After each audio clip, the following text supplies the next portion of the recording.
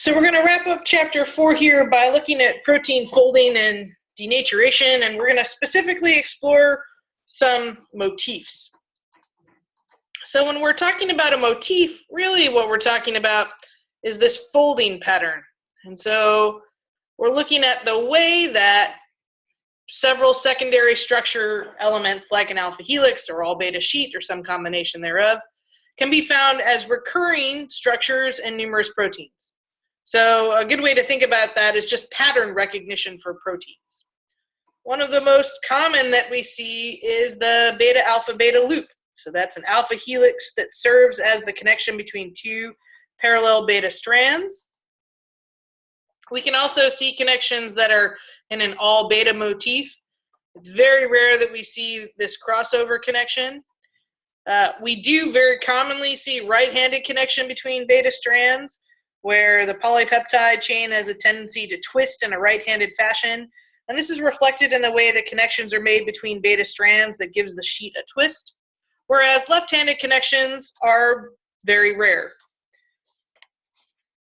And then a twisted beta sheet, which is shown here, right, is a twist in a right-hand fashion where the L-amino acids help to fold with your molecular chaperones. And this is going to become important because we're actually going to see it in certain disease states. So in a disease where we look at poorly folded proteins like Alzheimer's or mad cow or chronic wasting disease, this unfolding and refolding doesn't function correctly. And so a protein domain is typically going to have more than one element of secondary structure, so an alpha helix or a beta strand, and connecting units. And it's going to also have this core into which hydrophobic amino acids tend to segregate. So this sequestration of hydrophobic groups provides the driving force of then protein folding. So if we think about, say, for example, the beta alpha beta loop, right, we can see that as a component that's similar to an alpha or beta barrel.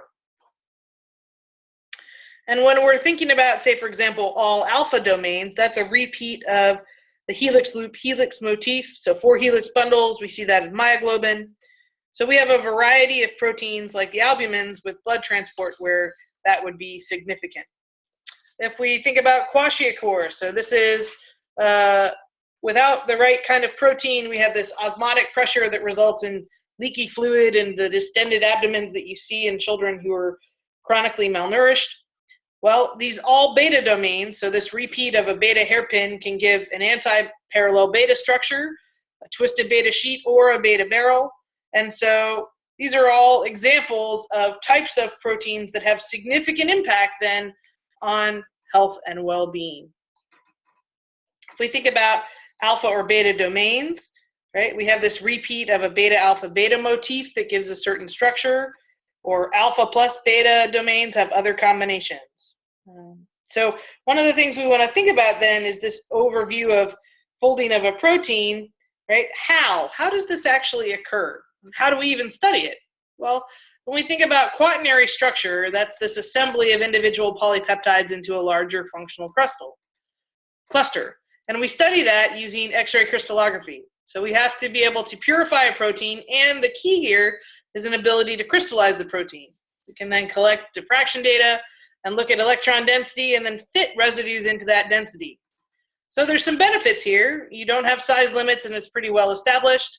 The cons are, for membrane proteins, this crystallization can actually be very difficult, and you really don't have an ability to see the hydrogens. So if we think about, say, for example, a single domain, that's commonly 100 to 200 amino acids in length, and there are many proteins that comprise more than one domain, you can have a lot of variation in your connectivity.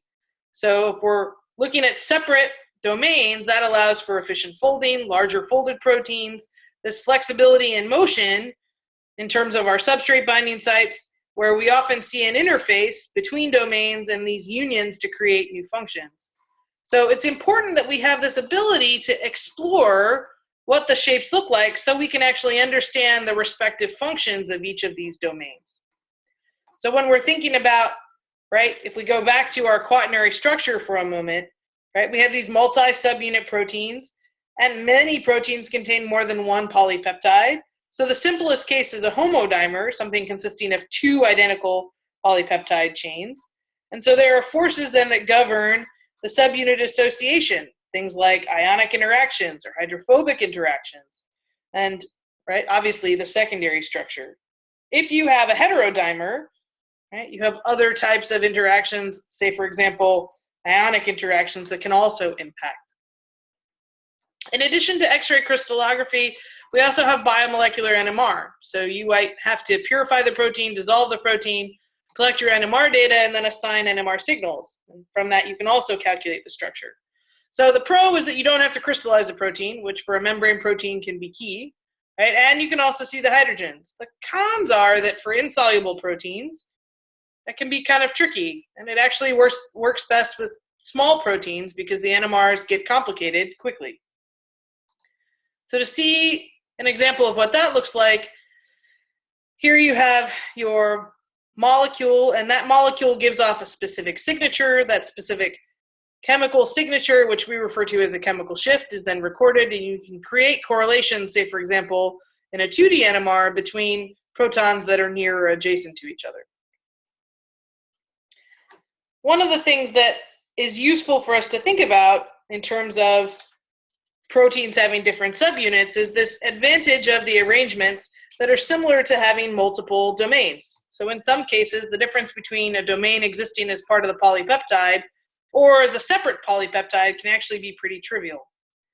So when we think about the assembly then of protomers, if you have a larger protein, it's possible without actually increasing the genetic information that's necessary to code for it, and your translational error rates are going to be smaller, and your interaction sites can actually be an interface then.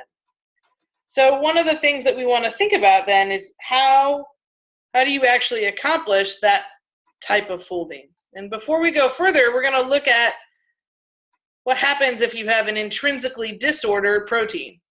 And so in that sense, we're looking at protein segments that lack definable structure. So these are amino acids whose higher concentration forces a less well-defined structure, like lysine, arginine, glutamine, proline. And these disordered regions can conform to many different proteins and facilitate interactions with numerous different partners. Sorry, for some reason our title got all wonky. So if we take a look here, this is a great example of you have your amino acid residues with their respective domains, and you can actually see the N terminus and the C terminus here, and it looks literally just like a bundle of amino acids. And so when we think about proteostasis then, this is this ability to maintain cellular protein activity, and it's really done by coordinating many different pathways. So you have the ribosome, which is creating your protein from your DNA, and then you have a folding intermediate, and maybe that folds then through chaperones, or maybe remodeling chaperones if it doesn't fold correctly the first time. Maybe if it's a misfolded protein, then there's degradation that occurs, or some type of aggregation that can occur. And you can also, within chaperones, have disaggregation or aggregation where you're bundling certain types of proteins. So whether that's amorphous or oligomers or amyloid. And so you can actually see ways in which a peptide, if it's not assembled correctly, can be broken down into peptide fragments, or sometimes can be assembled, say for example in the case of Alzheimer's, into amyloid fibrils. So one of the things that we want to think about now is when we think about protein stability and folding, we know that function depends on structure. Structure determines function. It's an old refrain. But we also know that there are several different levels of structure in a protein. And so what happens when we lose that structural integrity? Well, we're going to have this accompanying loss of activity called denaturation. And so we talked briefly about how proteins can be denatured by changes in pH or changes in heat or changes in solvent, or sometimes chaotropic agents such as urea and guanidinium can actually force denaturation to occur. Your stomach actually has the ability to denature proteins because of the gastric acid, HCl, that it produces. Now it's important, that we consider cysteine, for example, that has sulfur can form disulfide bonds. If you add in acid, you can reduce the sulfur and break the bond. You could protonate and break salt bridges to also force a protein apart. by changing pH. The basic idea here is when you eat a protein, your body breaks it down. And really the only information that's required to specify the native conformation of a protein then is that sequence of amino acid residues. So from here, we're going to take a look at how, right? So as your temperature changes, you can actually see the percent that's unfolded, right? If you add guanidinium hydrochloride, you can actually also see the percent unfolded. So these are examples of how you can see denaturation occur depending upon, right, what the environment of that protein is. So ribonuclease, for example, is a small protein that has 8 cysteines linked via 4 disulfide bonds. If you have urea in the presence of 2-mercaptoethanol, you will fully denature your ribonuclease. If you remove the urea and the 2-mercaptoethanol, then the protein spontaneously refolds and the correct disulfide bonds are formed. So it's really sequence alone that determines the native conformation. It's a simple experiment, but it was so important that Anfinsen actually earned a Nobel Prize because of this beautiful, elegant data that showed how structure, right, is determined by sequence. And since we know that structure determines function, this is key in our understanding of proteins. So here you can actually see, here's your native state. You add urea and mercaptoethanol, you have your unfolded state, your disulfide cross-links get reduced, yielding cysteine residues. If you remove the urea and mercaptoethanol, then the native state returns. So that's going to bring us back to thinking about how proteins fold so fast. And this is actually a really interesting conundrum, right, that we can refer to by Leventhal's hypothesis, conundrum, paradox, right? It's the dilemma of there are too many ways that a protein can fold. So they can fold to the lowest energy fold in a microsecond, right, to second timescales. So how do they do that so quickly, right? And it's this mathematical impossibility that a protein could just randomly accomplish that end. So the search for the minimum is not random because the direction toward the native structure is really what's thermodynamically most favorable. And if you wanted to put this into, right, a greater picture, right, if you had 10 to the 77th years, right, to achieve 10 to 100 conformations, right, for just 100 amino acids sequence, right, there's no way that it's going to work that way. If you had to wait that long for one protein to fold, none of life could exist. So what we actually have is rapid compaction that's driven by hydrophobic interactions. And so what we see here, right, is this unstructured state. Your polypeptide forms a secondary structure, the elements are close together, and then it achieves a fully folded state. And there are certain proteins under specific conditions that can form a state resembling a molten globule. So a really good way to think about this is kind of like folding funnels. So it's a rugged energy surface, not necessarily smooth, and it can also be changed by assisted protein folding. So if we think about the fact that proteins follow a distinct path, right, in terms of the way that they fold, we also have the role of chaperones. So the native state is almost always the most stable, and at least some proteins can fold in a test tube in the absence of any cellular factors, although that's not necessarily true for all proteins. Most fold with some type of help. So there's a class of proteins called molecular chaperones that interact with non-native polypeptides and assist in their folding in the crowded environment of the cell. You can see here, right, you have a folding intermediate that's delivered, and you have this ability to transition. So for example, if we look at the domain movements for GRO-L, right, folded in the small cavity of 25 angstroms, it opens up to 33 angstroms due to this hinge region. That's this cap. So this assisted protein folding, right, some enzymes may in fact be required. So protein disulfide isomerase, peptide prolyl isomerase.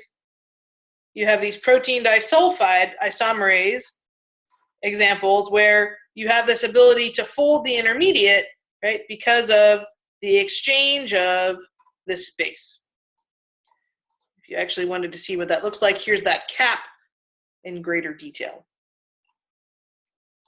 So when we think about protein misfolding then as the basis for human diseases, it probably won't come as any surprise that if you misfold a protein, you're going to lose its function.